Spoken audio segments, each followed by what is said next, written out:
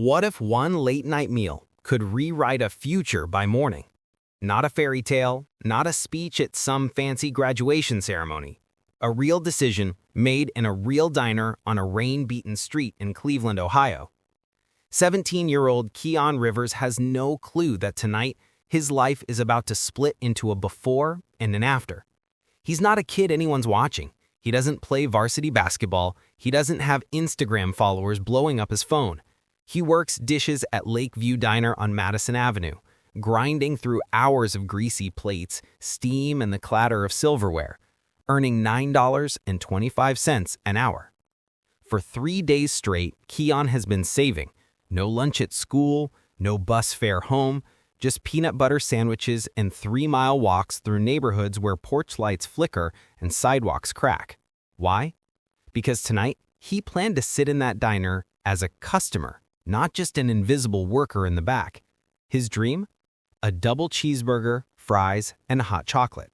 The price? $12.89 after staff discount. It sounds small, but when you're 17, when your grandma's on oxygen, and your family's fridge is more empty than full, one hot meal of your own choosing feels like freedom. And yet, before this night is over, that freedom will be tested. Think about this. Would you save for days just to buy one meal? Or would you spend it right away? Be honest. Drop your answer in the comments below. It's 10:47 p.m. on a Thursday night. Lakeview Diner is half lit. The kind of place where tired workers, late-shift nurses, and truckers stop to escape the storm pounding outside. The smell of onions and fried potatoes lingers thick in the air. Keon stands elbow-deep in suds, scrubbing plates so hard his fingers ache. The skin around his knuckles is raw from hot water, but he doesn't complain. He never does. His boss, Gus Marino, known around here as Big Gus, is a bear of a man with grease-stained aprons and a quick temper. Yet even Gus respects Keon's work ethic. The kid never slacks, never leaves early. On the diner floor, Tina Alvarez, the night waitress, balances 3 mugs of coffee in one hand and the plate of blueberry pie in the other. She's blunt, but warm-hearted, always slipping Keon an extra roll or fries at the end of the night. But tonight, even Tina seems rattled by the storm hammering the windows. Outside, lake-effect rain pelts Madison Avenue like a punishment. Wind gusts bend the streetlights, and buses run behind schedule. Keon knows if he misses the last bus, he'll be walking the 3 miles back to West 98th Street, where his grandma waits with mint tea and old reruns on TV. His grandma, Ms. Loretta Green, is the center of his world. 72 years old, frail but sharp, she raised him after his mom passed. The creaky porch steps at their house, the faded yellow paint peeling in strips, and the overdue electric bill sitting on the counter. It all weighs on Keon. He doesn't say it out loud, but every plate he scrubs at the diner feels like another brick in the wall of survival. Have you ever worked a job where every dollar mattered? Where one missed shift could mean lights out at home? Tell me in the comments. I want to know your story. By 11:15 p.m., Keon glances at the clock. Just 45 minutes until freedom. His stomach growls so loud, Tina teases, "That burger better be worth the wait, Keon." He laughs it off, but inside, hunger claws at him. The diner hums with low conversation. A nurse in scrubs stirs sugar into her coffee. A truck driver wipes rain from his cap. Neon signs outside flicker against the wet pavement, casting blue and red streaks across the windows. Then, the door creaks open. A gust of icy wind pushes inside, scattering napkins off the counter. 2 figures step in, an elderly couple drenched from head to toe. The man's suit clings to him like wet paper, his silver hair plastered to his forehead. The woman's expensive-looking coat drips puddles onto the black and white tile. They slide into booth 7, the corner seat near the window. Tina hands them menus, but they don't order meals, just coffee and 1 bowl of soup, which they quietly share between them.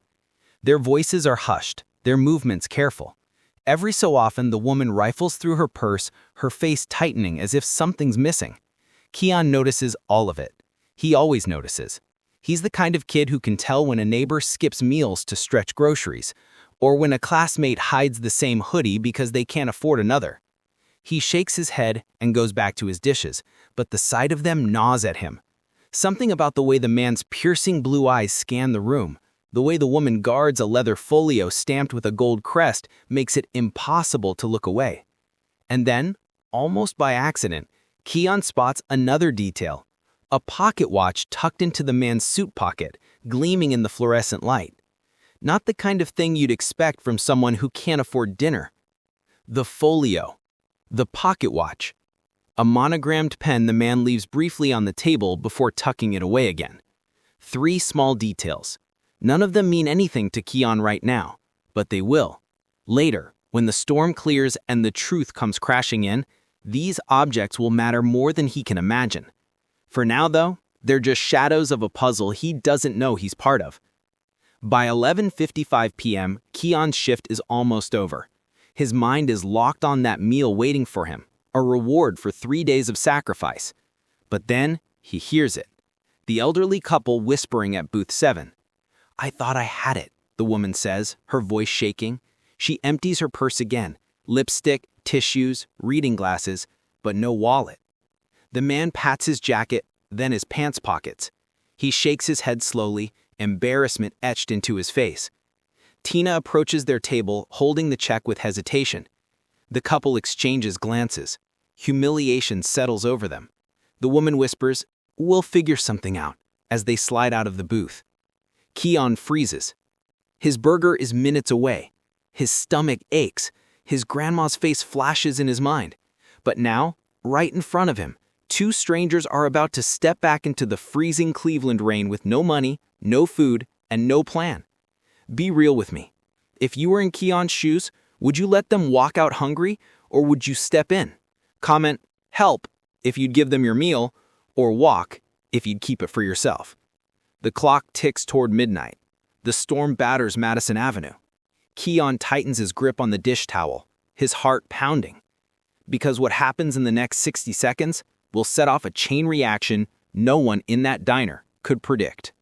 The tray waits under the warming lamp. Double cheeseburger stacked high, fries still sizzling, steam rising from a cup of hot chocolate crowned with a swirl of whipped cream. The smell cuts through the kitchen, sharp and tempting, pulling Keon toward it like gravity. For anyone else, it's just diner food. For Keon, it's 3 days of sacrifice. It's the skip snacks when his classmates pulled out pizza slices. It's the long walk home in the rain because he didn't have bus fare to spare. It's hunger he ignored at school while tutoring other kids at lunch. He's been building toward this moment, and now the reward is right there in front of him. 1 tray, $12.89 worth of comfort. But here's the catch. He's not the only hungry soul in Lakeview Diner tonight. If you had to wait 3 days to finally enjoy something, and then life put someone else's need in front of you, would you give it up? Be honest in the comments. Every decision Keon makes is tied to home. On West 98th Street, the house he shares with Miss Loretta Green carries the scars of time. Porch steps sag in the middle, the paint has faded into dull streaks of yellow-gray. The living room lamp flickers because the wiring hasn't been updated since the 70s. Bills pile on the kitchen counter like stubborn weeds. The latest electric notice warns of a shutoff if the balance isn't paid by the 18th.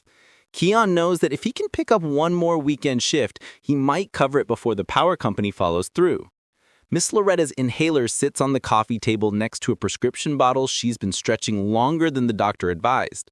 Her breathing, sometimes steady, sometimes wheezy, is a soundtrack Keon can't escape. She never complains, she just says, "Baby, we've been through worse," even though both of them know that's not true. At school, Keon hides his exhaustion behind straight A's. His English teacher, Mr. Ellison, noticed weeks ago when Keon turned in an essay describing the sound of rain hitting the roof of his grandmother's house. "You write like someone who remembers every detail," Mr. Ellison told him, tapping the paper. "That's a gift, Keon. Don't waste it." But gifts don't pay bills. And right now, a tray with a hot meal feels like the only gift Keon will get. It's not just teachers who see Keon's worth. People around the neighborhood know him. Last winter, he shoveled snow from Mrs. Carter's walkway without being asked. She told him she'd try to pay him, and he just shook his head. 2 weeks ago, he spotted a man at the bus stop digging for change. Without hesitation, Keon slid 2 quarters into the machine for him. even though it meant walking home himself. Tina, the waitress, saw it happen and told Gus later, "That boy's got more heart than folks twice his age." These moments never make headlines. No one gives him trophies, but they echo through the people who notice. Have you ever known someone in your community who gave even when they had almost nothing? Share their story in the comments. Let's give them their flowers. The Lakeview Diner is small, nothing glamorous. Red vinyl boots patched with duct tape, a jukebox in the corner that hasn't worked in years, grease-stained menus that feel older than Keon. But to the regulars, this place is a sanctuary. It's where factory workers grab coffee before the morning shift, where families celebrate birthdays with fries and cake, where old men argue about the Browns like it's life or death. On nights like this, though, with rain pounding the glass and thunder rolling across the city, the diner feels like a safe harbor. Inside is warmth, chatter, and the smell of food. Outside is chaos. And tonight, Booth 7 is where the storm seems to have followed two strangers inside. The older woman pulls her purse onto her lap again, rifling through it like something has to appear. Tissues, reading glasses, a folded handkerchief, but no wallet.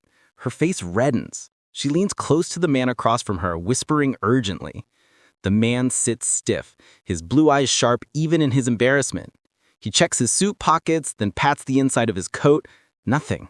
His hand lingers on a bold pocket watch as if debating whether it's worth offering up. Tina stands a few feet away, holding their check with hesitation. She doesn't want to embarrass them, but Gus doesn't allow unpaid meals. Rules are rules. The couple exchanges a look, the kind of silent conversation that comes after decades together. Finally, the woman nods toward the door, as if to say, "Let's just leave." They begin sliding out of booth 7, their dignity intact, but their pride wounded. Just then, a crack of lightning splits the sky outside. The street lamp across Madison Avenue flickers and dies, plunging that side of the block into darkness. Thunder shakes the diner windows. The couple hesitates, glancing toward the door where the storm rages. Their coats are still soaked, their shoes squished against the tile. Outside waits nothing but cold rain and humiliation. Keon sees all while holding a dish towel. He knows his tray is ready, still steaming, still waiting under the lamp. He's so close he can almost taste it. And yet, something inside him won't let him look away from booth 7. Let me ask you, if you were standing there, hungry and exhausted, would you stop them or let them go? Comment stop if you'd intervene or go if you'd let them walk out. This is what makes Keon different. He doesn't calculate kindness based on what he'll get back. He calculates it based on what he can't stand to see. And what he sees now is an older couple, wet and defeated, stepping into a storm they might not survive. His stomach growls, his hands tighten. Every part of him screams to finally sit down, eat, and let the world fade away for 30 minutes. But life isn't fair like that. The tray may be his, but so is the decision that comes with it. The couple takes a last glance at the warm diner before turning toward the door. The man's hand rests on the silver handle, ready to push into the rain. Keon feels the moment teeter like a scale.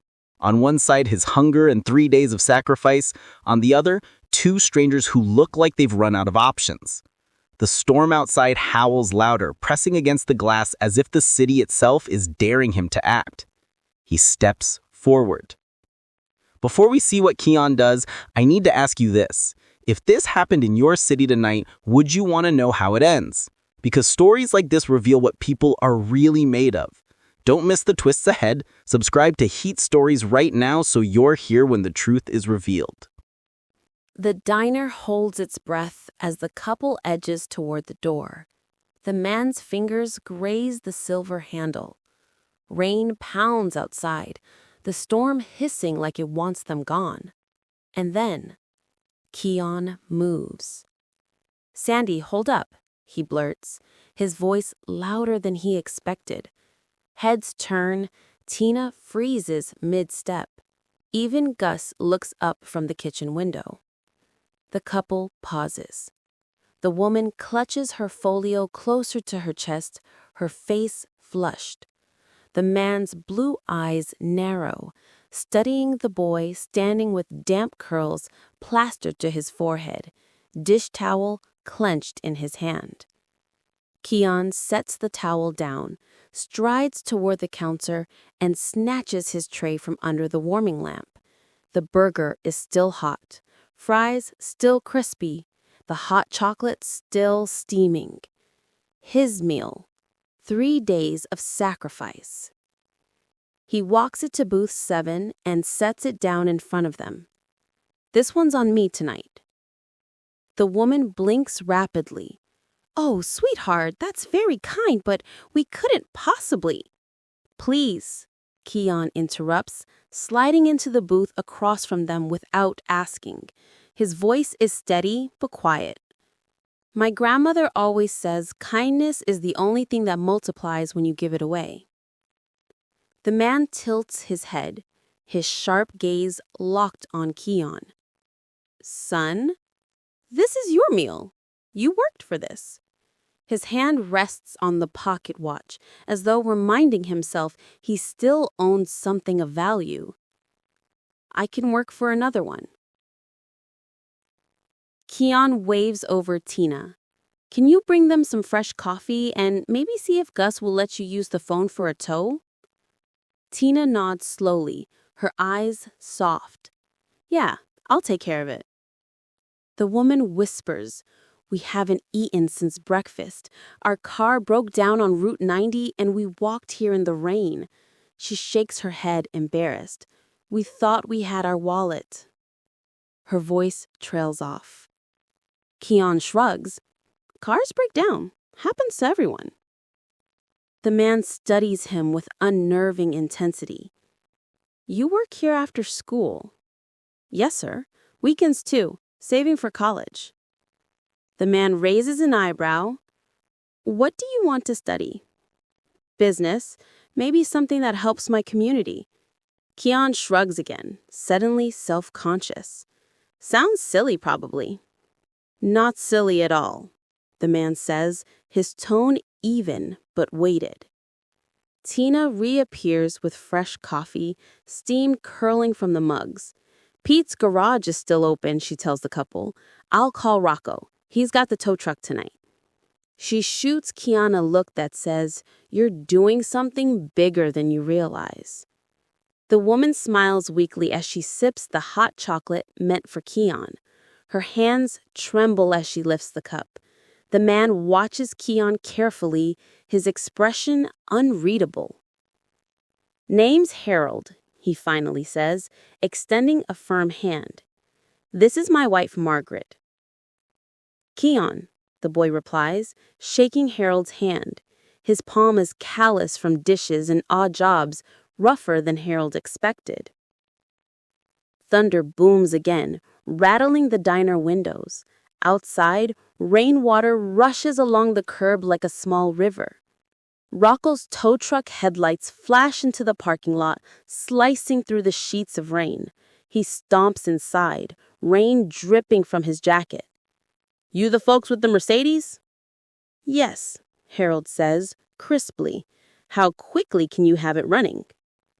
Depends on what's wrong, Rocco answers, scratching his head. Might need to tow it. Money is not an issue, Harold replies, his voice firm, businesslike. Keon frowns. Money not an issue? Then why take my meal? As Margaret shifts to gather for things, her folio tips open slightly. For the briefest moment, Keon catches sight of what's inside. Blueprints, crisp and rolled. A permit letter embossed with a gold crest. Official-looking documents stamped with signatures he doesn't recognize. She snaps the folio shut, clutching it to her chest. Her cheeks flush as though she revealed too much. Keon files the sight away in his mind. It doesn't make sense. Nothing about this couple makes sense. Why do you think a couple claiming they lost their wallet would be carrying blueprints and a permit letter? Drop your theories below. I'm curious to see what you think. Rocco shrugs. Let's check your car. The couple rises slowly. Margaret presses her folio close. Harold smooths his suit jacket, then pauses. his blue eyes fix on Keon again. Son, spell your full name for me. Keon blinks. Why? Just spell it.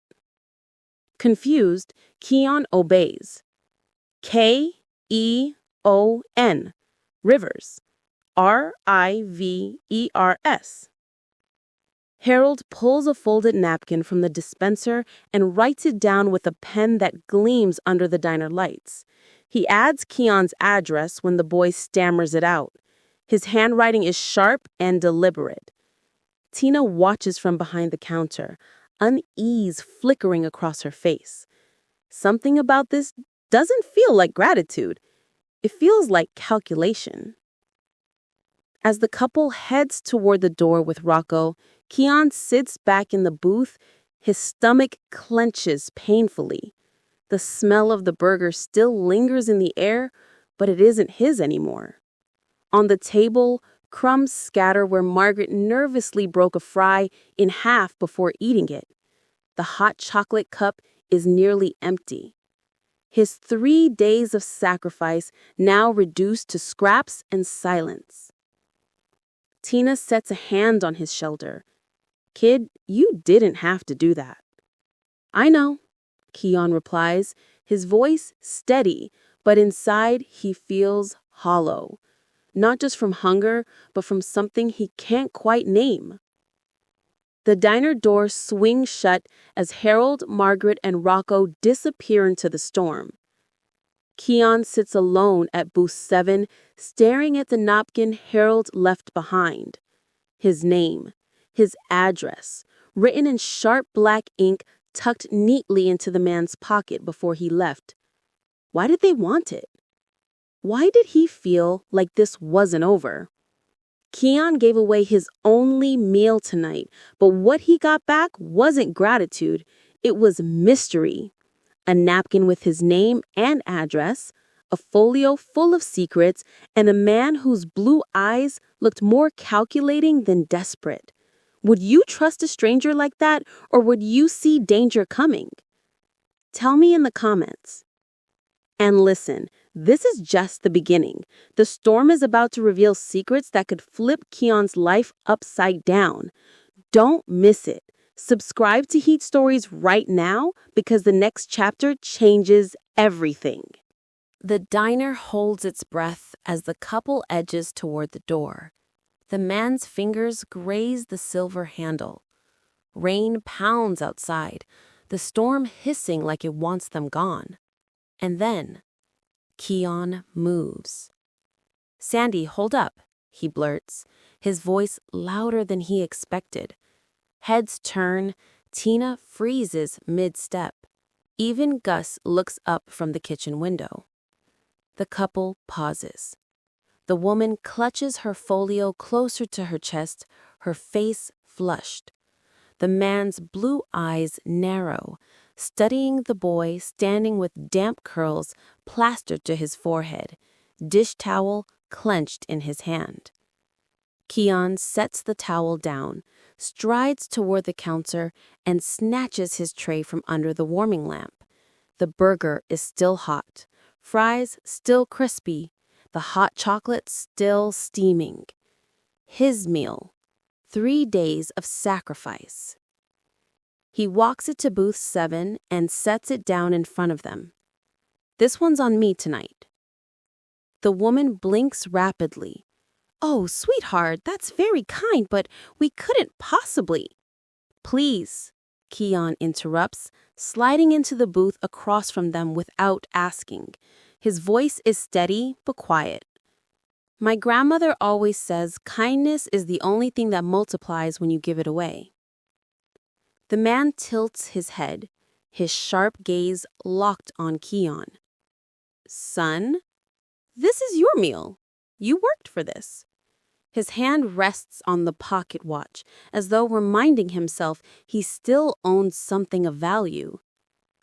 I can work for another one. Keon waves over Tina. Can you bring them some fresh coffee and maybe see if Gus will let you use the phone for a tow? Tina nods slowly, her eyes soft. Yeah, I'll take care of it. The woman whispers, "We haven't eaten since breakfast. Our car broke down on Route 90 and we walked here in the rain." She shakes her head, embarrassed. "We thought we had our wallet." Her voice trails off. Keon shrugs. "Cars break down. Happens to everyone." The man studies him with unnerving intensity. "You work here after school?" "Yes, sir. Weekends too, saving for college." The man raises an eyebrow. "What do you want to study?" "Business. Maybe something that helps my community." Keon shrugs again, suddenly self-conscious. "Sounds silly, probably." "Not silly at all," the man says, his tone even but weighted. Tina reappears with fresh coffee, steam curling from the mugs. "Pete's garage is still open," she tells the couple. "I'll call Rocco. He's got the tow truck tonight." She shoots Keon a look that says, "You're doing something bigger than you realize." The woman smiles weakly as she sips the hot chocolate meant for Keon. Her hands tremble as she lifts the cup. The man watches Keon carefully, his expression unreadable. "Name's Harold," he finally says, extending a firm hand. "This is my wife, Margaret." "Keon," the boy replies, shaking Harold's hand. His palm is callous from dishes and odd jobs, rougher than Harold expected. Thunder booms again, rattling the diner windows. Outside, rainwater rushes along the curb like a small river. Rocco's tow truck headlights flash into the parking lot, slicing through the sheets of rain. He stomps inside, rain dripping from his jacket. "You the folks with the Mercedes?" "Yes," Harold says, crisply. "How quickly can you have it running?" "Depends on what's wrong," Rocco answers, scratching his head. "Might need to tow it." "Money is not an issue," Harold replies, his voice firm, businesslike. Keon frowns. "Money not an issue? Then why take my meal?" As Margaret shifts to gather for things, her folio tips open slightly. For the briefest moment, Keon catches sight of what's inside. Blueprints, crisp and rolled. A permit letter embossed with a gold crest. Official-looking documents stamped with signatures he doesn't recognize. She snaps the folio shut, clutching it to her chest. Her cheeks flush as though she revealed too much. Keon files the sight away in his mind. It doesn't make sense. Nothing about this couple makes sense. Why do you think a couple claiming they lost their wallet would be carrying blueprints and a permit letter? Drop your theories below. I'm curious to see what you think. Rocco shrugs. "Let's check your car." The couple rises slowly. Margaret presses her folio close. Harold smooths his suit jacket, then pauses. His blue eyes fix on Keon again. "Son, spell your full name for me." Keon blinks. "Why?" "Just spell it." Confused, Keon obeys. K-E-O-N, Rivers. R-I-V-E-R-S. Harold pulls a folded napkin from the dispenser and writes it down with a pen that gleams under the diner lights. He adds Keon's address when the boy stammers it out. His handwriting is sharp and deliberate. Tina watches from behind the counter, unease flickering across her face. Something about this doesn't feel like gratitude. It feels like calculation. As the couple heads toward the door with Rocco, Keon sits back in the booth. His stomach clenches painfully. The smell of the burger still lingers in the air, but it isn't his anymore. On the table, crumbs scatter where Margaret nervously broke a fry in half before eating it. The hot chocolate cup is nearly empty. His 3 days of sacrifice now reduced to scraps and silence. Tina sets a hand on his shoulder. Kid, you didn't have to do that. I know, Keon replies, his voice steady, but inside he feels hollow. Not just from hunger, but from something he can't quite name. The diner door swings shut as Harold, Margaret, and Rocco disappear into the storm. Keon sits alone at booth 7, staring at the napkin Harold left behind. His name, his address, written in sharp black ink tucked neatly into the man's pocket before he left. Why did they want it? Why did he feel like this wasn't over? Keon gave away his only meal tonight, but what he got back wasn't gratitude, it was mystery. A napkin with his name and address, a folio full of secrets, and a man whose blue eyes looked more calculating than desperate. Would you trust a stranger like that, or would you see danger coming? Tell me in the comments. And listen, this is just the beginning. The storm is about to reveal secrets that could flip Keon's life upside down. Don't miss it. Subscribe to Heat Stories right now because the next chapter changes everything. The rain hadn't let up. Sheets of water pounded Madison Avenue, flooding gutters and splashing against the diner's glass. Inside, Keon sat in silence, his stomach still hollow, staring at the booth where Harold and Margaret had been only minutes earlier. The napkin was gone. The couple had left with Rocco, heading into the storm.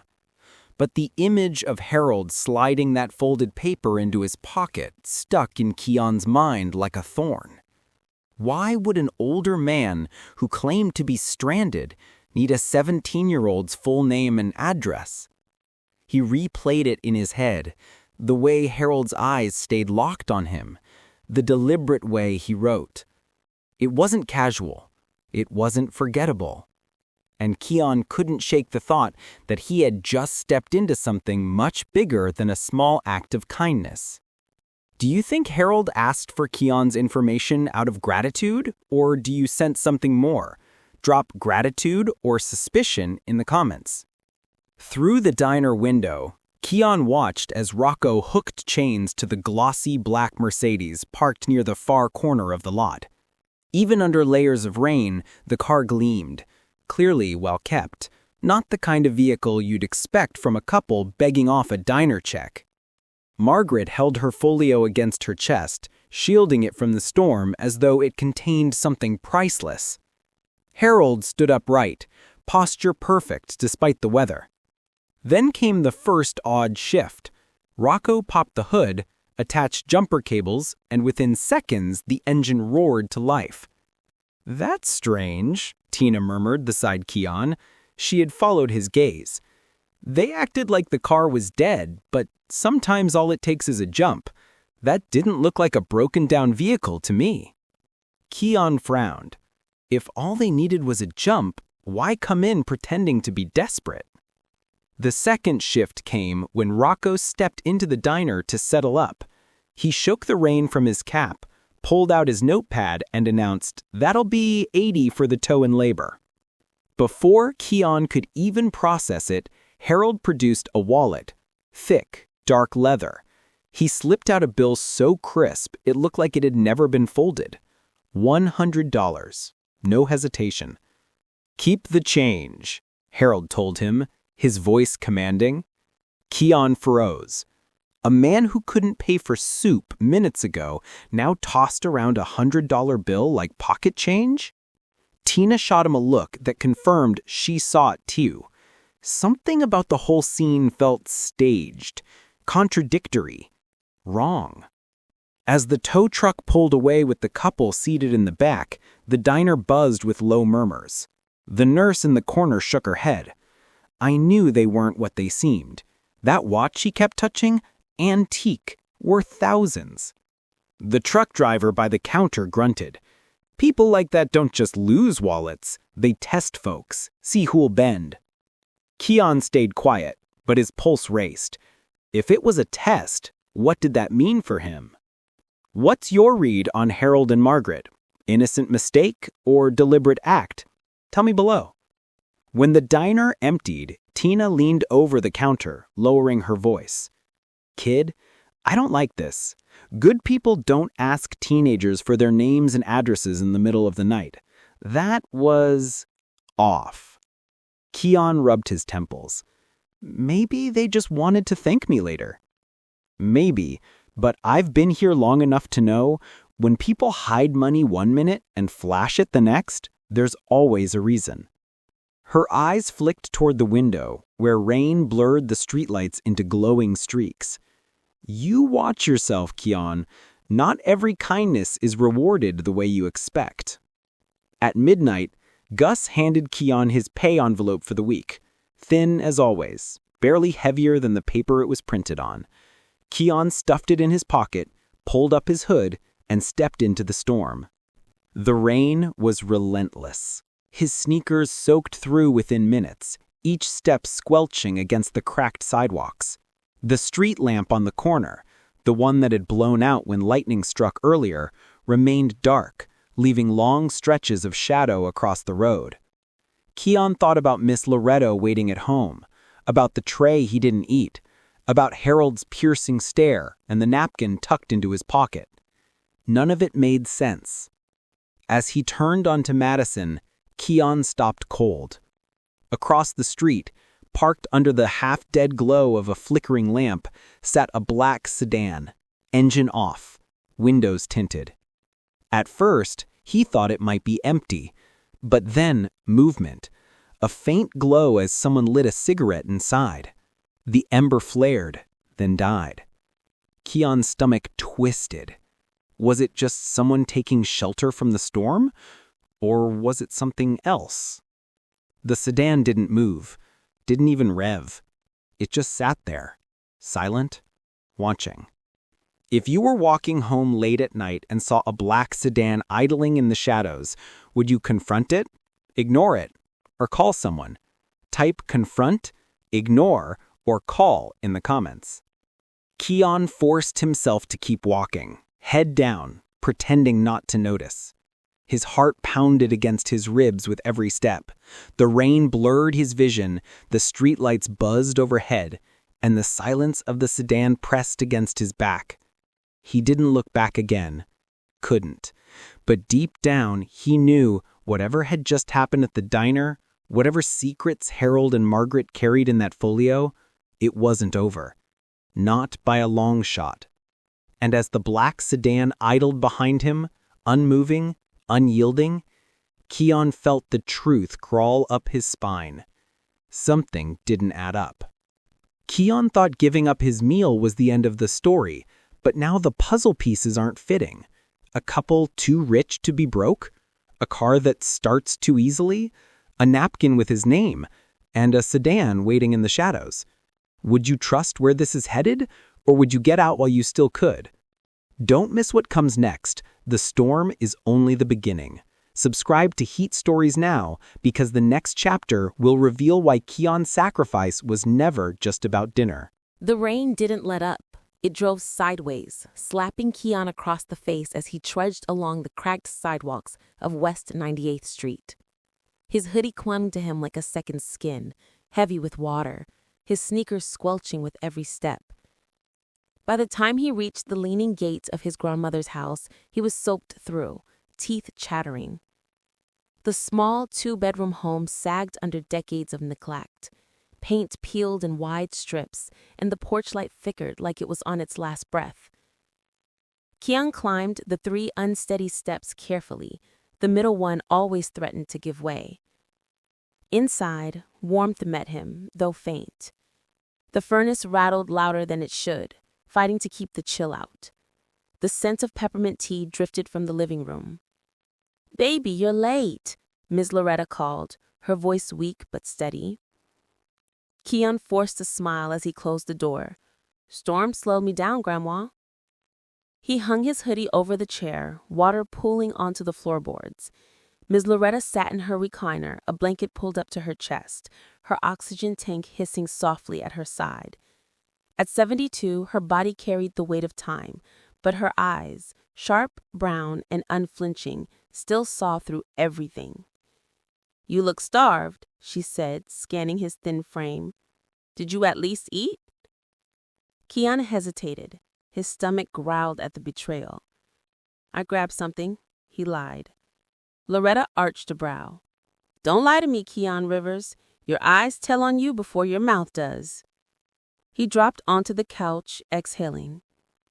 "I'll eat tomorrow, promise." "You've been saying that since you were 12, she murmured, shaking her head. "Kindness doesn't fill your stomach, baby, but it does fill your soul, and that's what keeps you alive longer than bread ever could." The living room told their story.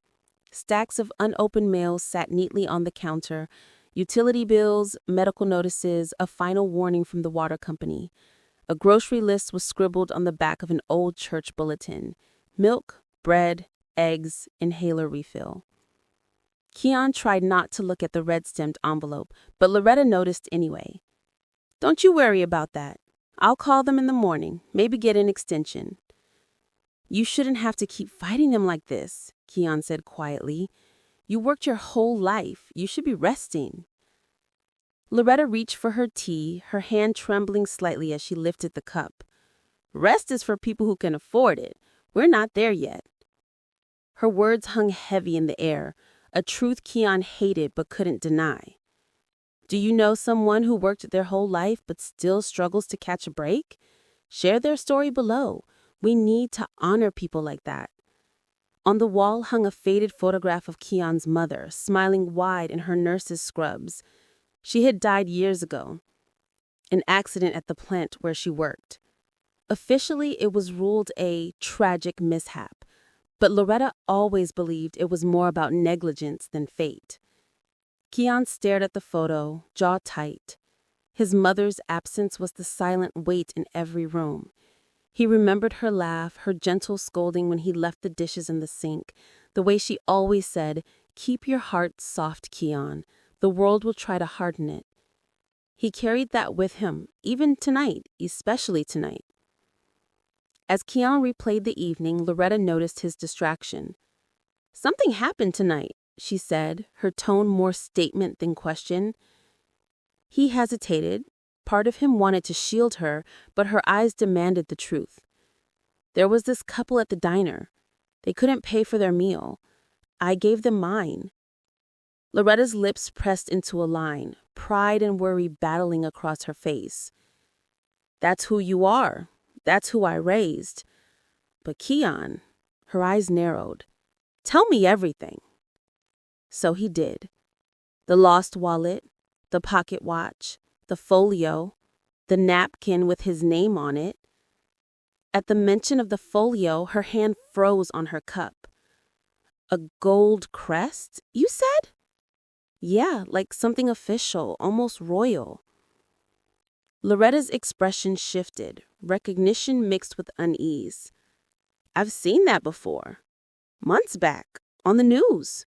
Some foundation talking about big projects in the city, developers, investors, people who play with money like it's marbles." Her voice lowered. "Be careful, Keon. When rich folks take interest in poor kids, it's never simple." Keon leaned forward. "But what if it's a chance, Grandma? What if—" "No!" Loretta's voice cut sharp, surprising even herself. She coughed, then softened. "Baby, listen to me. Opportunities are real, yes, but so are traps. Remember this. You don't count kindness by what you keep. You count it by what you give away. But don't forget, wolves can dress like lambs if they want to." Her words wrapped around him like armor and warning all at once. By now it was nearly 1 a.m. Keon sank into the couch, exhaustion pulling at his eyes. His body knew the routine. Wake up at dawn, walk to school if the bus fare was gone, spend the day juggling classes and tutoring, then back to the diner for the night shift. He glanced at the clock on the wall, its hands frozen at 5:30, broken for years. Loretta never bothered to replace it. "My body tells time better than any clock," she liked to say. Keon chuckled softly at the thought, then drifted, his eyelids heavy. Sleep didn't last. His cracked phone, sitting face down on the coffee table, buzzed violently against the wood. He groaned, reached for it, and squinted at the screen. A new message glowed through the cracks. Be at school early. Office needs you. D.P. Miles. Deputy Principal Kendra Miles. The name sent a jolt of adrenaline through him. She rarely messaged students directly, and when she did, it was never good. Why him? Why now? He stared at the message, heart thudding. Outside the storm continued, but inside a different storm brewed.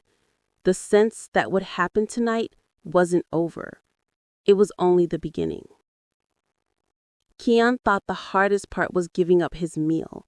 But now his name is written on a napkin in a stranger's pocket, his grandmother recognizes the crest, and the school wants him in the office before dawn.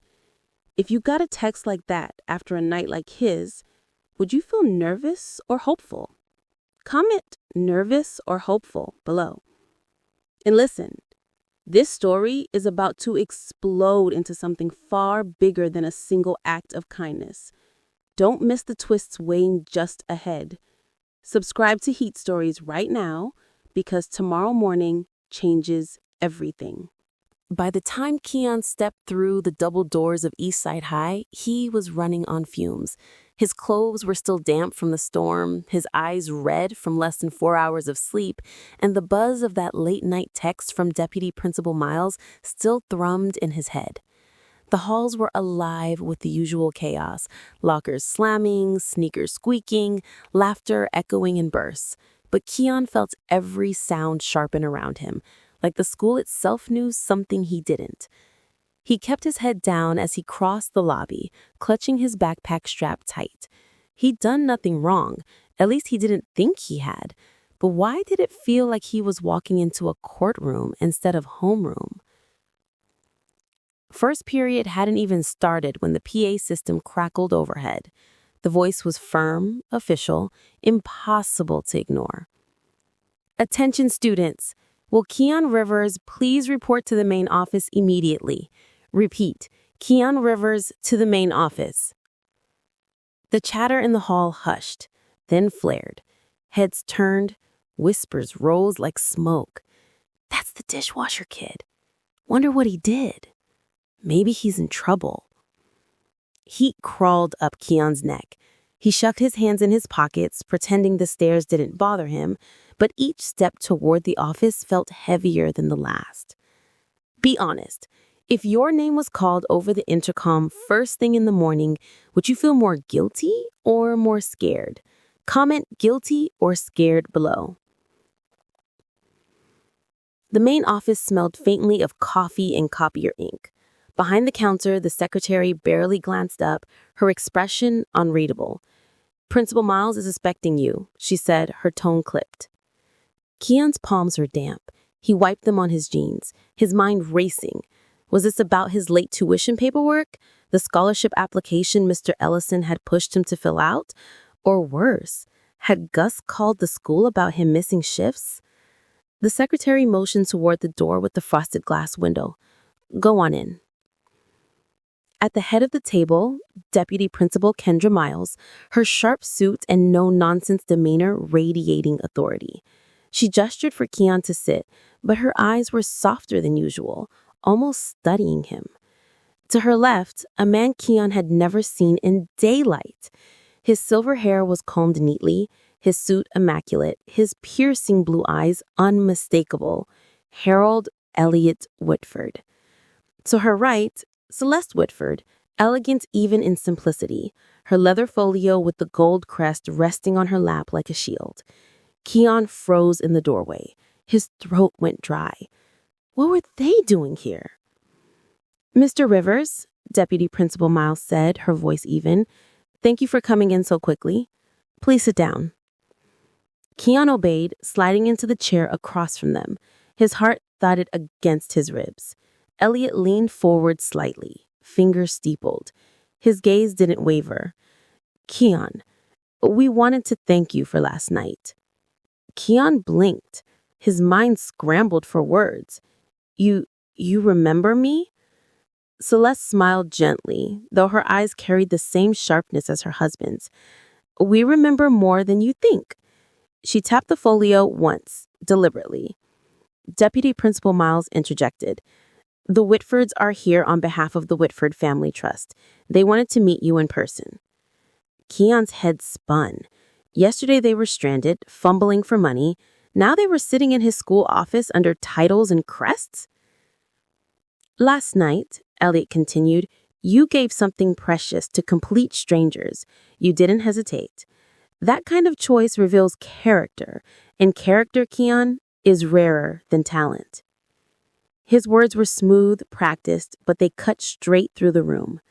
Celeste opened the folio just enough for Keon to glimpse the papers inside. Architectural drawings, stamped permits, and that same gold crest. She closed it again with a snap. You may think you just gave away a meal, but what you gave was proof of who you are. Keon's pulse quickened. Proof of what? And why here, in front of his school's deputy principal? Outside the office, Keon could see students drifting past, glancing in through the narrow window in the door. Their curiosity pressed against the glass like a weight. He imagined the whisper spreading already. The Whitfords are here, with Keon Rivers. What's going on? It wasn't just a meeting. It was a spectacle. A 17-year-old dishwasher suddenly sitting across from billionaires in a school office. Deputy Principal Miles folded her hands. Keon, the Whitfords asked for this meeting specifically. They believe your story matters, and so do I. Elliot reached into his suit jacket and drew out a slim, cream-colored envelope. The paper was thick, the kind used for things that mattered. He slid across the table toward Keon. This, Elliot said, his voice calm but deliberate, is the beginning of something larger than you realize. What you do with it will shape not just your life, but the lives of people around you. The envelope sat between them, silent and heavy, daring Keon to reach for it. Keon thought last night ended at the diner, but now the Whitfords are in his school, sliding an envelope across the table. What would you do? Open it right away or wait to see what they say first? Comment open or wait below. And listen, this story is about to crack wide open. Don't miss the truth inside that envelope. Subscribe to Heat Stories right now because the next chapter exposes the offer that could flip Keon's world upside down. Keon stared at the envelope resting between him and Elliot Whitford. Its cream-colored paper looked out of place in the fluorescent-lit office of Eastside High. His fingers itched, but he hesitated. Go ahead, Elliot said smoothly. It's yours. With a shaky breath, Keon slid the envelope closer and opened it. Inside were neatly typed documents, stamped with an embossed crest at the top. The first page, Preliminary Scholarship Approval, Whitford Family Trust. The second, Paid Summer Residency Program. The third, a list of provisions, stipends for living expenses, a laptop grant, and access to mentorship opportunities. Keon's mouth went dry. This wasn't a joke. This wasn't a test grade. This was real money, real opportunity. An entire doorway swung open. You've shown character beyond your years, Elliot began, his voice steady, calculated. We believe in investing in character, not just talent. We don't offer scholarships to the loudest voices. We offer them to people whose actions speak louder than words. Celeste leaned in, tapping the papers. This residency would place you alongside our team this summer. You'd learn the inner workings of nonprofit management, urban renewal, and community planning. Her eyes softened. It would give you a seat at a table most people your age can't even see. Keon's head swirled. A day ago, he was scraping dishes and saving for a burger. Now, he was staring at documents with more promise than anything he had ever touched. Elliot slid another paper forward, a glossy rendering of a modern building. This, he said, is our next project. An abandoned warehouse in Midtown Cleveland. We intend to convert it into a community skills center, classrooms, a medical clinic, a job training hub. And we want you, Keon, to be part of its foundation. The numbers staggered him. $18 million allocated for construction, $7 million earmarked for operations over the next decade, 2,600 residents served annually. Keon traced the printed walls of the rendering with his eyes. It looked futuristic, out of place in his imagination of Cleveland's decaying industrial blocks. "Why me?" he blurted. Elliot smiled thinly. "Because last night, you proved what no resume can. You choose others before yourself." Deputy Principal Miles cleared her throat, finally breaking her silence.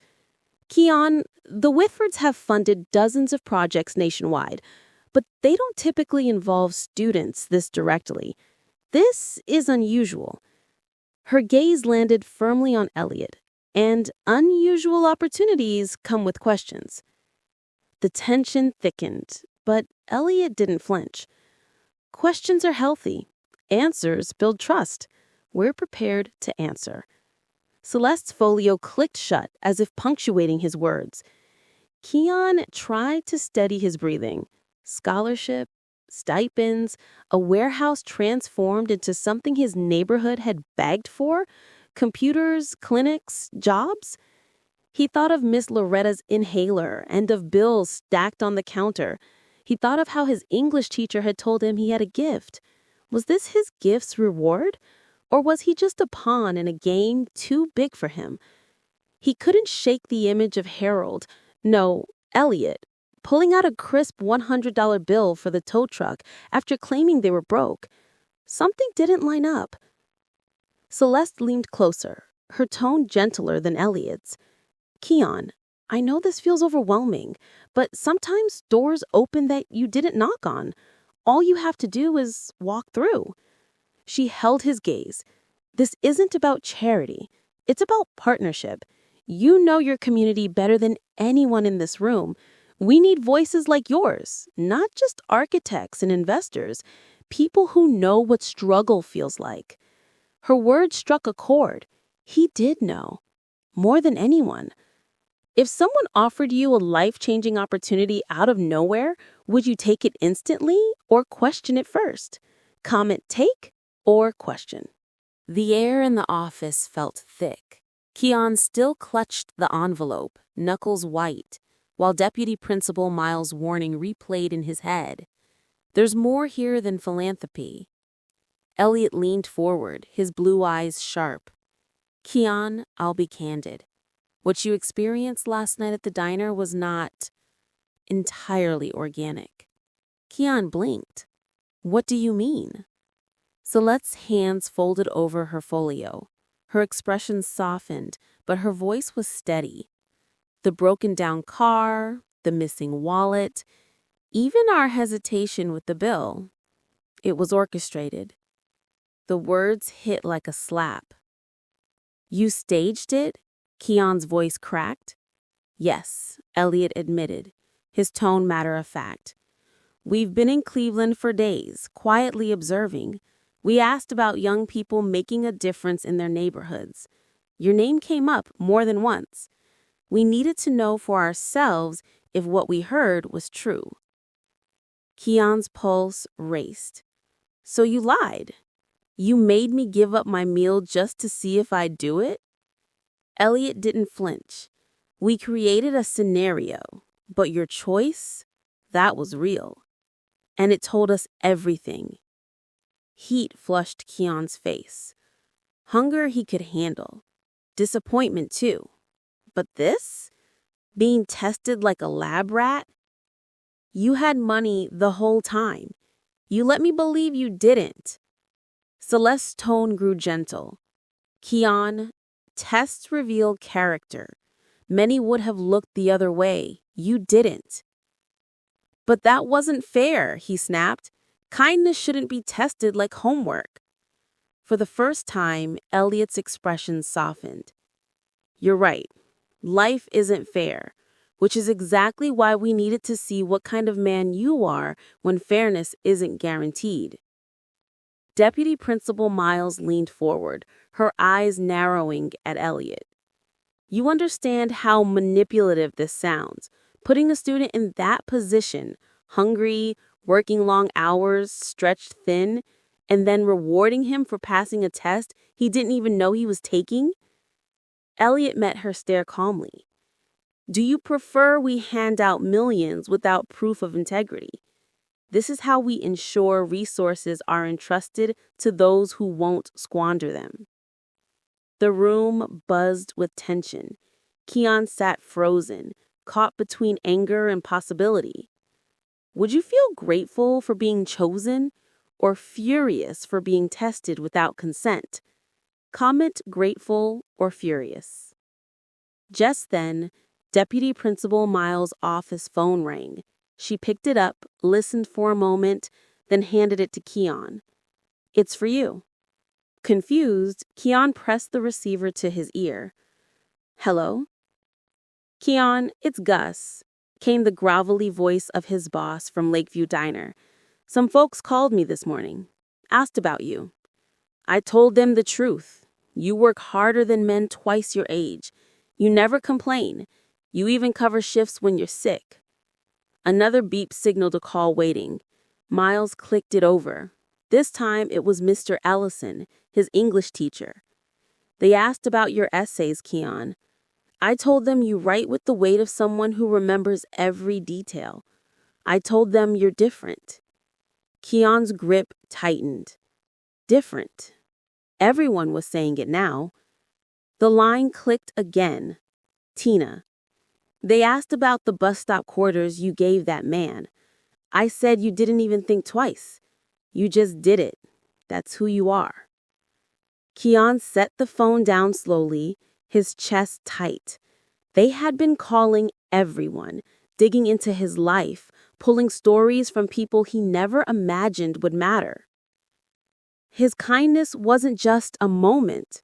It was a record, documented, validated. But still, the sting of manipulation burned. So all this, every detail was just you watching me. Elliot shook his head. Not watching, evaluating. And you exceeded every expectation. Keon didn't know whether to be proud or violated. Elliot's voice lowered, calm but commanding. Keon, you deserve to see where this is headed. After school today, join us for a site walk. Come see the warehouse on Carnegie. Once you see it, you'll understand why last night had to happen. Celeste added softly, It's not about a meal, Keon. It's about leadership. And leadership is proven in moments no one else notices. Keon swallowed hard. His life felt like it had been hijacked. But a warehouse turning into something real for his neighborhood? That tugged at him in ways anger couldn't erase. Deputy Principal Miles gave him a look, a mix of caution and support. You don't have to say yes, Keon, but sometimes the scariest doors are the ones worth opening. Elliot leaned back in his chair, hands folded. So, Keon Rivers, are you ready to see what comes next? The invitation hung in the air, heavier than the scholarship envelope. Keon sat frozen, his mind torn between suspicion and possibility. Was he stepping into an opportunity or a trap? Keon just learned last night wasn't an accident, it was a test. His kindness was orchestrated, measured, and judged. Now he's been invited to see the project that could change his city. Would you go with them or would you walk away? Comment go or walk below. And don't forget, this is the turning point. The next chapter takes us inside the warehouse where the truth starts to leak through. Subscribe to Heat Stories right now because from here on, every choice Keon makes carries consequences. After school, Keon found himself in the back of a sleek black sedan. Not the one that haunted him outside the diner, but another, newer model. Elliot sat in the front passenger seat. Celeste beside Keon in the back, her folio on her lap as always. The ride was quiet, but not comfortable. Cleveland blurred past outside the tinted windows, rows of shuttered storefronts, empty parking lots, and boarded-up homes. The city looked tired, worn thin by decades of neglect. Elliot finally broke the silence. This city has been bleeding opportunity for years. Factories close, jobs leave, and what's left is survival. But survival isn't enough. It's time for rebirth. Keon said nothing, eyes fixed on the crumbling brick buildings they passed. He knew survival better than most. Rebirth? That sounded like a fairy tale. The sedan pulled onto Carnegie Avenue, stopping in front of a massive warehouse. Its steel doors were rusted, its windows shattered. Graffiti stretched across the bricks in angry splashes of color. Keon stepped out into the crisp afternoon air. The building loomed above him like a sleeping giant, casting a long shadow across the cracked asphalt. This, Elliot announced, sweeping a hand toward the warehouse, is the heart of our vision. Celeste unlocked the heavy chain around the front gate, the metal groaning in protest. It's been empty for nearly 2 decades, but empty doesn't mean worthless. Empty means potential. The steel doors creaked open, revealing a cavernous interior. Dust swirled in the shafts of light that pierced through broken windows. Rusted machinery lay abandoned in corners, and the smell of oil still clung faintly to the air. Every step echoed. Keon's sneakers crunched against scattered glass. He tilted his head back, staring at the ceiling beams high above. The space felt endless. Elliot's voice reverberated. Picture it. Classrooms here, lined with computers. A medical clinic in that corner, accessible to families who can't afford private care. Job training centers across the main floor. A library upstairs. Celeste spread out a large rendering against an overturned crate. The glossy image transformed the ruin into something unrecognizable. Glass walls, bright lights, families walking through polished halls. Elliot pointed to the papers clipped beside the rendering. Construction, $18 million. Operations, $7 million guaranteed for 12 years. Projected impact, 2,600 residents served annually. Over 100 jobs created during the build alone. He turned to Keon. This is what transformation looks like, Keon. Not speeches, not slogans. Brick and mortar, blood and sweat. Keon's chest tightened. The numbers were staggering. In his world, people counted coins for bus fare. Elliot was throwing around millions like pocket change. Keon walked slowly across the wide floor, trailing his hand along the cool brick wall. He tried to imagine his grandmother sitting in a clinic here, receiving care without worrying about cost. He imagined his classmates studying at new computers instead of outdated ones that froze mid-assignment. It was intoxicating, the possibility of it all. But the smell of rust and the graffiti mocking the walls grounded him. This wasn't built yet. It was still just talk, paper, and promises. As Celeste shuffled through her folio to show another set of documents, a rolled-up sheet slipped out and tumbled across the floor. Keon bent to pick it up. It wasn't a rendering. It was an older blueprint, yellowed with time, stamped with the Whitford name. He froze. This warehouse, you owned it before? Celeste's lips pressed tight. She reached quickly for the paper. That was decades ago. Different times, different management.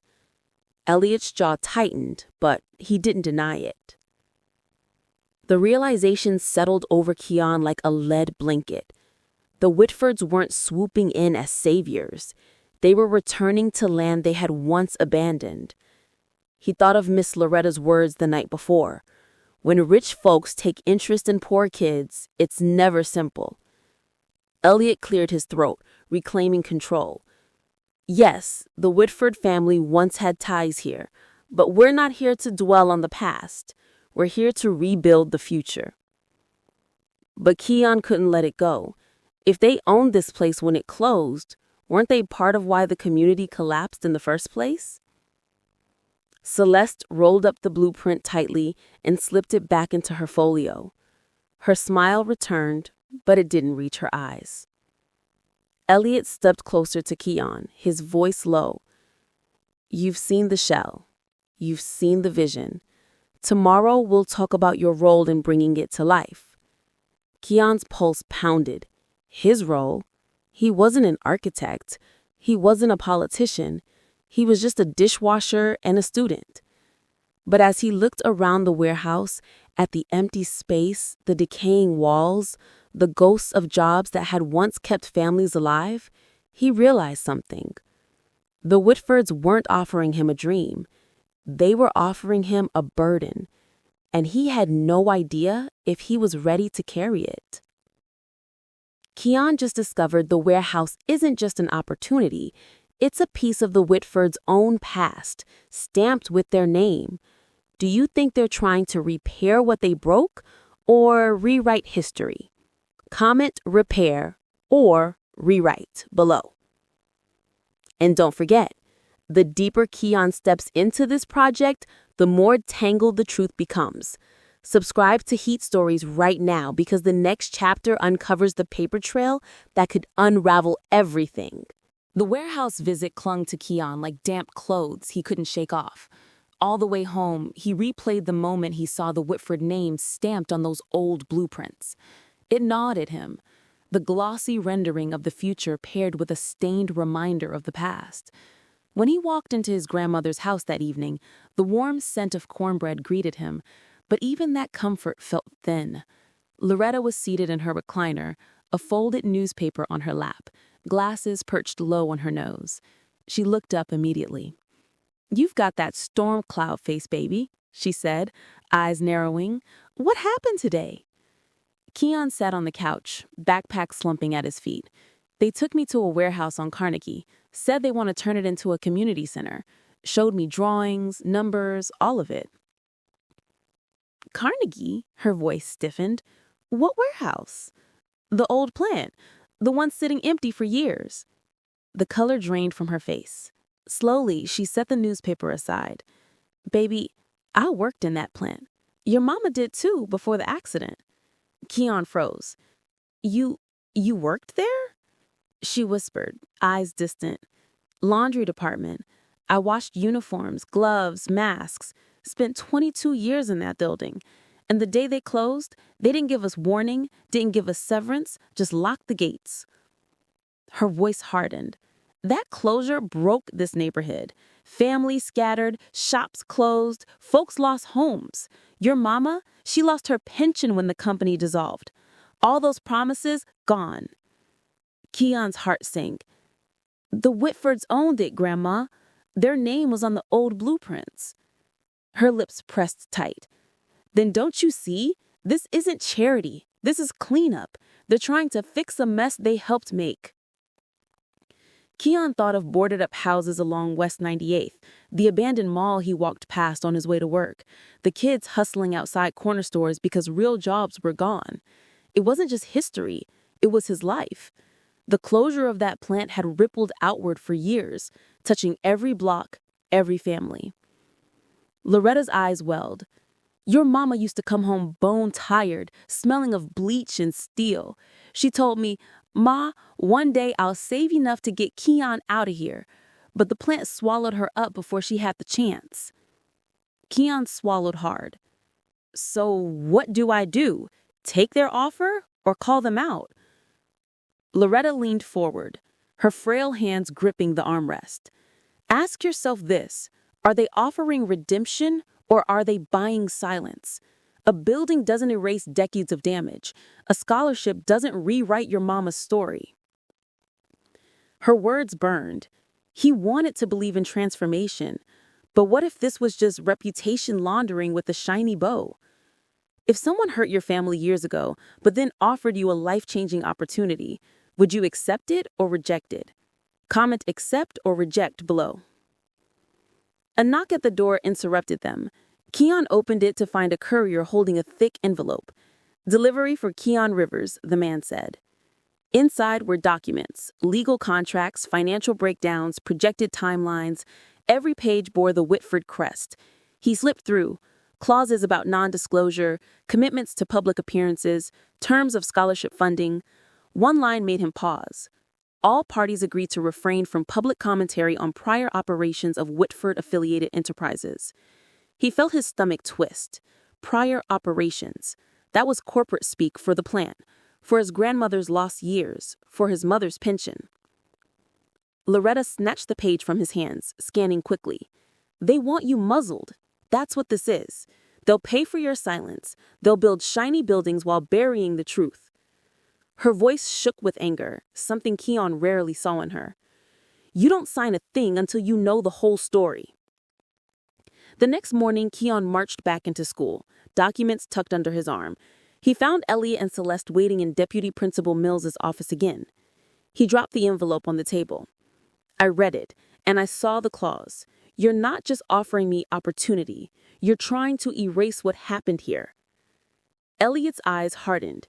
Keon, the past is complicated. Mistakes were made, but our focus is on the future. Keon's voice rose. My mother worked in that plant. My grandmother lost everything when it closed. Don't tell me mistakes were made, like it's an accident.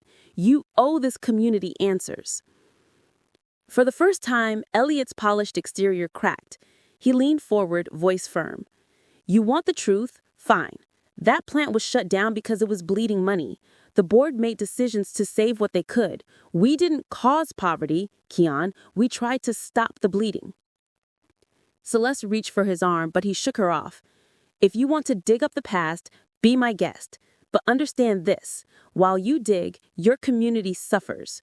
While you hesitate, people lose out on clinics, training, jobs. Is that the stand you want to take? Keon's hands trembled. As he pointed to the contract, I'm not signing anything until I know everything. All of it. Every detail about this warehouse, this company, this so-called trust. Deputy Principal Mills nodded slowly. That's the right demand, Keon. Celeste's eyes flickered with something between worry and respect. Then you'll get your answers, Keon, but you may not like them. The room fell silent. The papers lay between them like a battlefield. History and future colliding in black ink. Keon now knows the Whitford's offer isn't just about generosity. It's tangled in the very history that broke his family. Would you push for the truth, even if it risks losing everything? Comment push or settle below. And don't miss what's coming, because the paper trail is about to reveal secrets that go deeper than Keon ever imagined. Subscribe to Heat Stories now, because the next chapter exposes receipts that could shatter everything. 2 days later, Celeste Woodford arrived at Eastside High with a leather satchel instead of her usual folio. She placed it on Deputy Principal Miles's desk with a soft thud, then unzipped it carefully. Inside were financial records, ledgers, audits, and statements, neatly tabbed with color-coded notes. She spread them across the desk, the papers fanning out like a mosaic of numbers. You asked for transparency, she said calmly, her eyes fixed on Keon. Here it is. Every dollar of the Trust's projects over the last 15 years. Community centers in Detroit, clinics in Cincinnati, job programs in Pittsburgh. We're not hiding. Keon leaned forward, scanning figures that barely made sense to him.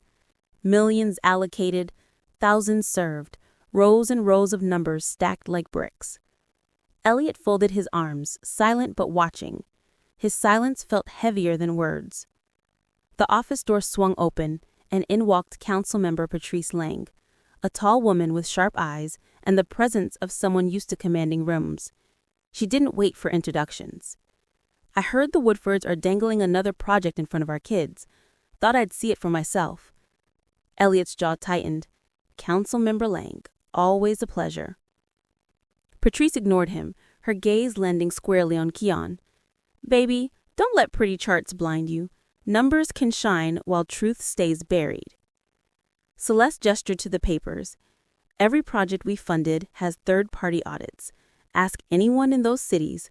Their communities are stronger now. Patrice shot back. Stronger for who? For residents? Or for your reputation?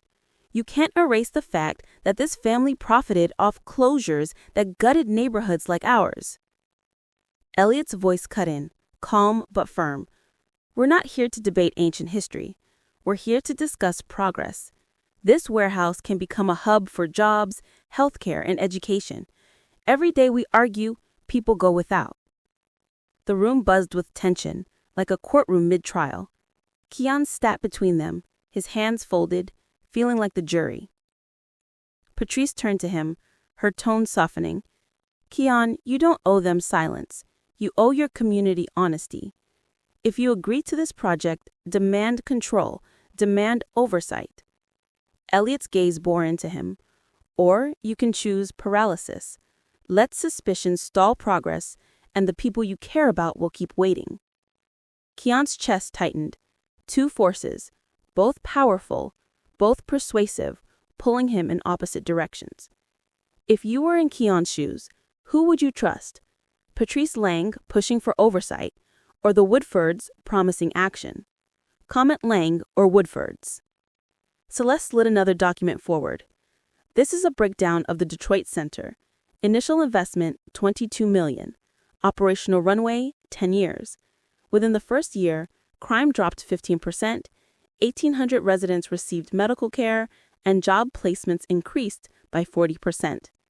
Patrice didn't flinch. And how many contracts went to Woodford-affiliated firms? How many construction jobs went to locals instead of outside companies? The receipts you show never include the receipts that matter. Keon flipped through the pages, his head spinning. He wasn't an accountant. He was a 17-year-old trying to figure out if he was being handed a blessing or a bribe. Deputy Principal Miles finally spoke, her tone measured. Keon, remember this. The choice isn't just about you. If you step into this role, the community will see you as their representative. They'll hold you accountable, not the Woodfords. Are you ready for that weight? Keon swallowed. Ready? He wasn't sure, but he knew one thing. Whether he said yes or no, the consequences wouldn't be small. Elliot leaned forward, lowering his voice like he was letting Keon in on the secret. We don't fear oversight, Keon, but oversight slows things down. Think about your grandmother waiting months for an inhaler refill. Think about your classmates needing working computers now. Progress delayed is progress denied. Patrice snapped back. That's exactly how corporations manipulate us. Make us believe urgency excuses control. Celeste placed a hand on Elliot's arm, steadying him. No one here is your enemy, Keon. We're asking you to decide what future you want to fight for. The meeting ended with no agreement. Papers remained scattered across the desk, arguments hanging in the air. As Keon left the office, his phone buzzed. A call from Tina Alvarez at the diner. Her voice was low, urgent. Keon, you need to get down here. Someone left an envelope with your name on it. No return address. Inside, there's a flash drive. I haven't touched it, but something about it feels serious. Keon froze in the hallway, the sound of lockers slamming around him fading into silence. What new secret was waiting on that drive? Keon is stuck between numbers that promise progress and voices demanding accountability. Now a flash drive appears out of nowhere, threatening to expose more. If it were you, would you plug it in right away or hand it to someone you trust? Comment plug or hand below. And don't forget, this is where the truth starts breaking open. Subscribe to Heat Stories now, because the next chapter reveals files from the past that will shock Keon to his core. The bell above the Lakeview Diner door jingled as Keon stepped inside. It was quieter than usual. The storm had cleared, leaving the streets wet and shining under streetlights. Tina stood behind the counter, an envelope in her hand. "Here," she said, sliding it toward him. Guy in a gray jacket dropped it off. Didn't say a word. Just asked me to make sure you got it. Keon picked it up. No name on the outside, no stamp, just a thin bulge in the center. He tore it open and tipped the contents onto the counter. A plain black flash drive. You sure you want to look at that? Tina asked, folding her arms. Feels shady. Keon clenched the drive in his fist. If someone wanted me to see it, I need to know why. Or maybe they want to drag you deeper, Tina muttered. Be careful, kid. Curiosity is how cats get killed. But Keon had already made up his mind. He borrowed the diner's old laptop, its keys sticky from years of coffee spills, and plugged in the drive. The screen blinked, then displayed a folder labeled Internal Confidential. Keon clicked. Inside were dozens of emails, memos, scanned documents. He scrolled quickly until one subject line froze him. Injury claim, Rivers, Denise, 1998. His chest tightened. Denise Rivers, his mother. He opened the file. A scanned form appeared, his mother's handwriting shaky but clear, describing an accident at the plant. A heavy machine had malfunctioned, striking her side and leaving lasting damage. She requested compensation for medical care and wage loss. Stamped across the form in red, denied.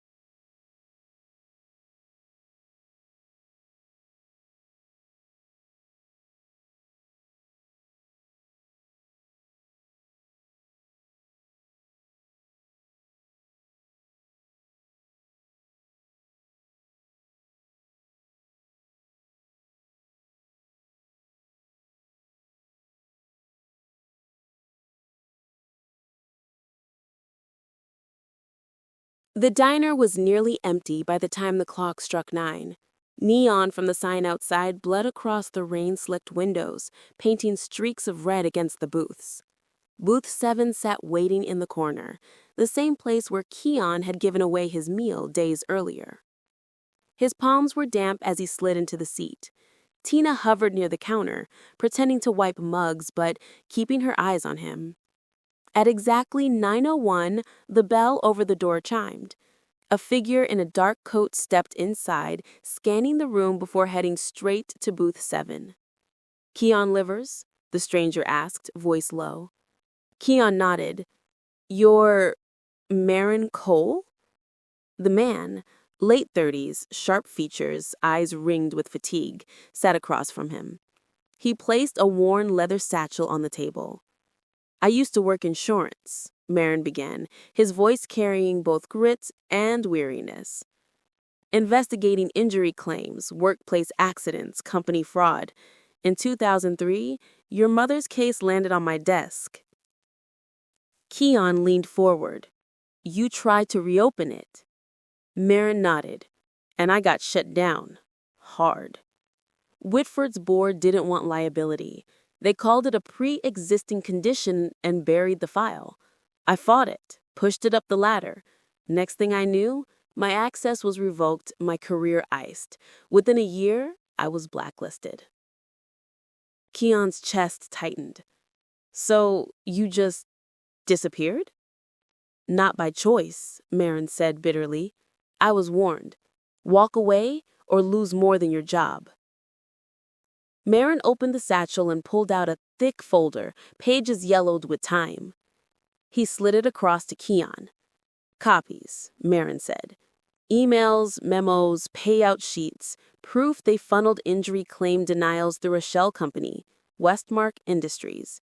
It was Whitford's money, hidden under another name. Keon flipped through, his eyes catching phrases that made his stomach lurch.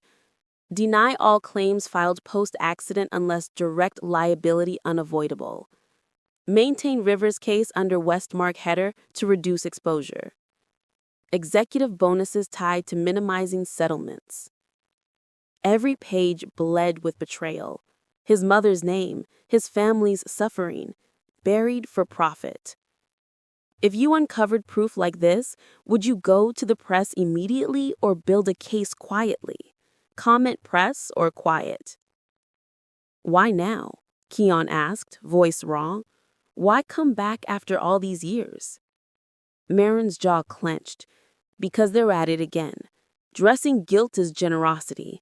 I've seen this play before. They create shiny projects to bury dirty history, and this time they want you to be the face of it. Keon's fists curled. So I'm just another cover-up. Marin shook his head. No, you're leverage. If you play along, they win.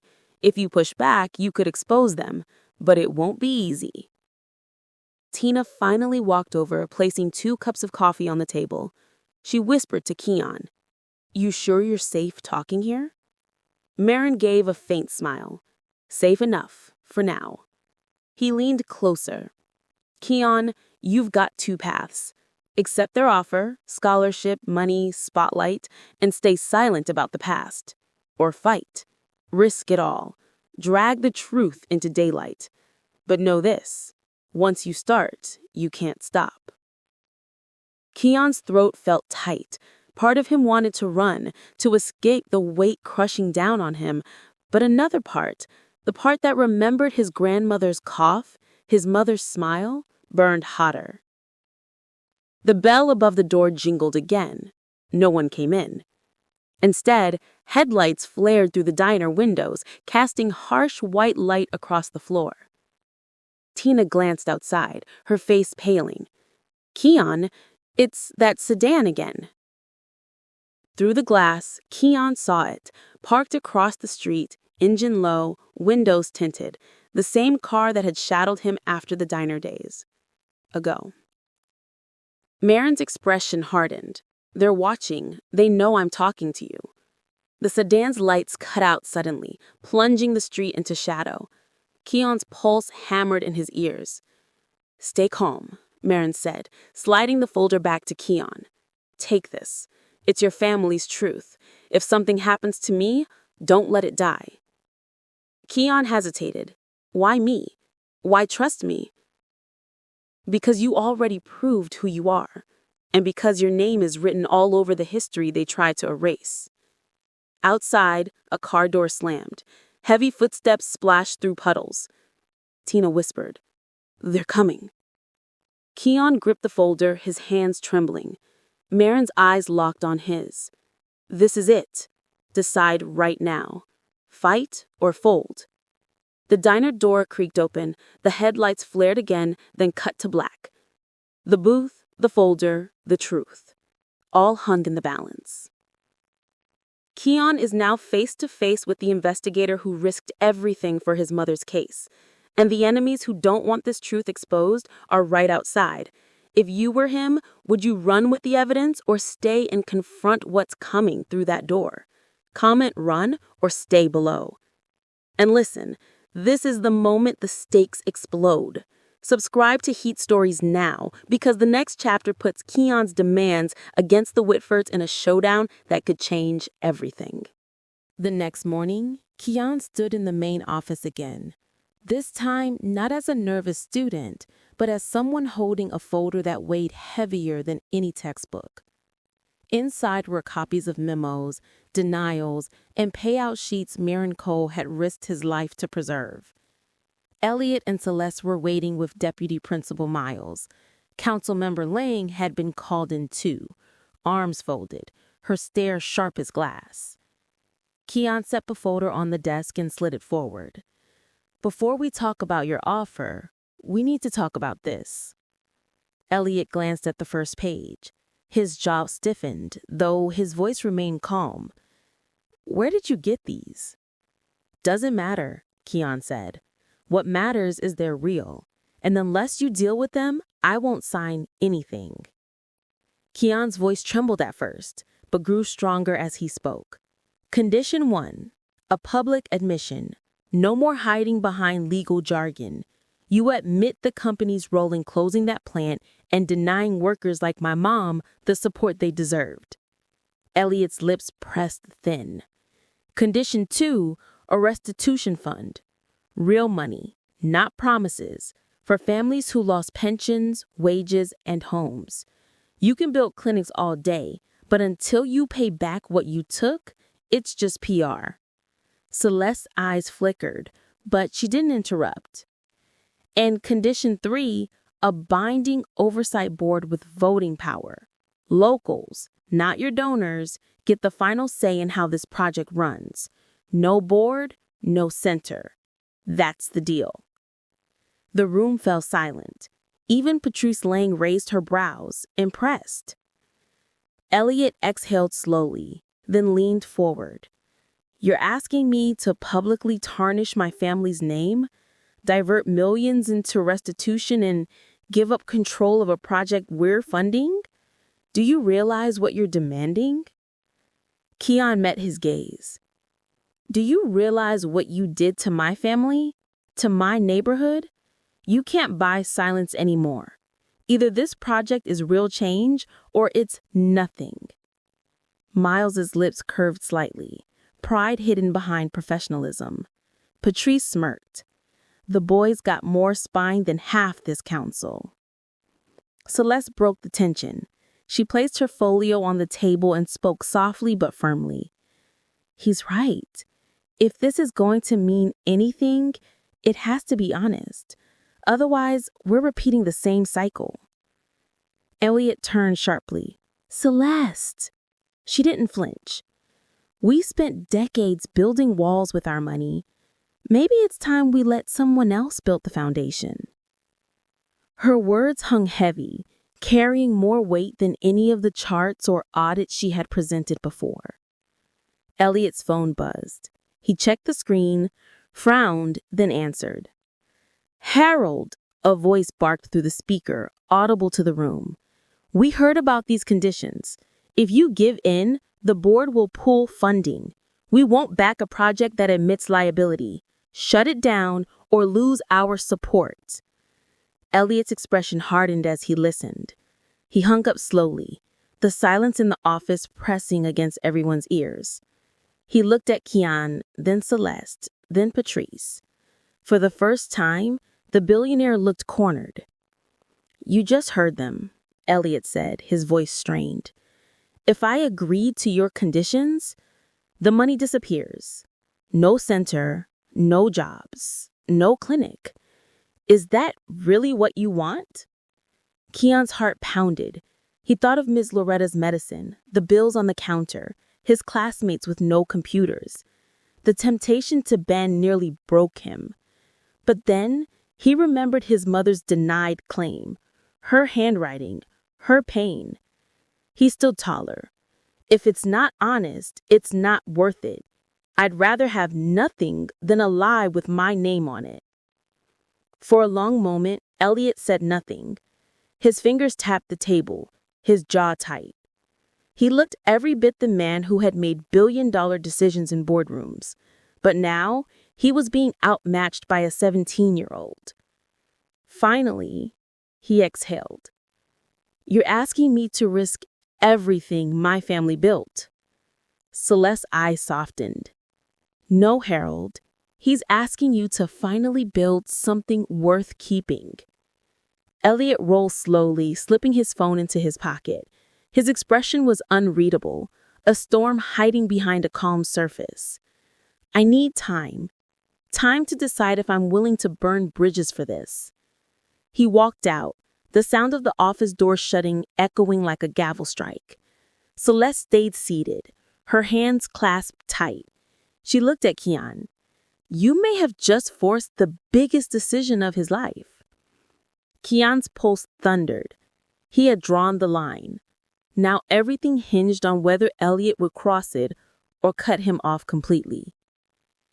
Keon has laid down 3 demands: admission, restitution, and community control. The board is threatening to pull the plug, and Elliot's next move could make or break everything. If you were Elliot, would you risk your fortune to meet those conditions or protect your legacy? Comment risk or protect below. And listen, this is The Brink. Subscribe to Heat Stories now, because the next chapter brings the final hours when the stranger's knock at the door changes Keon's life forever. The house was quiet, except for the hum of the furnace and Miss Loretta's soft breathing in her recliner. The clock on the wall read 4:57 a.m. Keon sat at the kitchen table, a glass of water untouched in front of him, staring at the folder Marin had given him. He hadn't slept. His body ached with exhaustion, but his mind refused to slow. His demands to Elliot still echoed in his ears: admission, restitution, oversight. Would a man like Elliot ever agree? Or had Keon just signed away any chance of change? Loretta stirred, pulling her blanket tighter. "You still up?" she murmured. Keon forced a smile. "Couldn't sleep." "Storm inside you louder than the one outside," she said softly.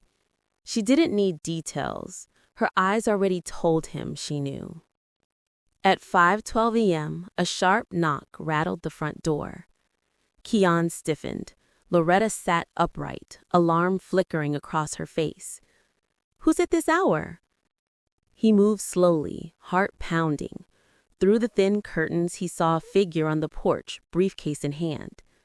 Not Elliot, not Celeste. It was Marin Cole. Keon opened the door cautiously. Marin stepped inside, shaking off the chill. His eyes were bloodshot but focused. He carried not just his satchel, but a thick binder tucked under his arm. Marin set the binder on the table and flipped it open. Inside was a signed affidavit, notarized and dated. "This is my sworn testimony," Marin said firmly. "Every document, every memo, every denial tied to Westmark Industries and the Whitford Board. I'm submitting it to City Hall today. It'll be entered into public record." Keon's breath caught. "You're testifying?" Marin nodded. "And I need you there. Your voice matters more than mine now. If the trust wants to build, they'll have to do it under new terms, your terms." As if on cue, Keon's phone buzzed. A message from Celeste. "Board has reconsidered. $25 million commitment approved. 12-year endowment. Condition: Keon Rivers must co-chair Oversight Board and speak publicly." Keon's hand shook as he read it out loud. Loretta covered her mouth with trembling fingers. $25 million, she whispered. "Baby, that could change everything." Marin added, "They don't want this fight going public without you on their side. You hold more power than you realize." Keon stared at the affidavit, then the message on his cracked phone screen. 2 futures lay before him: accept the deal, co-chair the board, and bring immediate resources to his community, clinics, jobs, education. Or reject it, push for full justice, and risk losing everything if the trust pulled out. Loretta's voice was quiet but steady. "Whatever choice you make, baby, make it with your whole heart. Don't let fear pick for you." Through the kitchen window, the first light of dawn began to spread across Cleveland. The wet streets glistened, glowing under streaks of pink and gold. Keon felt the weight of the world pressing down on him, but also the spark of something he hadn't felt before: power. For the first time, he wasn't just reacting. He was deciding. Marin slid the affidavit closer. "Sign as a witness and you'll stand beside me today. Say yes to the trust's terms and you'll lead your community into a new chapter. But you can't do both. Which is it, Keon? Keon looked at the binder, at the affidavit, at the message glowing on his cracked phone screen. He looked at Miss Loretta, her frail hands clasped in prayer. Then he looked at the sunrise breaking over Madison Avenue, painting the horizon in light. If I say yes, we fix more than a building, he whispered. The room went silent, the decision suspended in the air. The story unfinished. Keon stands on the edge of history, an affidavit that could expose the past and an offer that could transform the future. If you were in his place, which would you choose? Truth or transform? Comment truth or transform below. And don't forget, this isn't the end, it's the beginning of something bigger. Subscribe to Heat Stories now, because stories like Keon's remind us all, one act of kindness can change the world, but only if you're brave enough to see it through.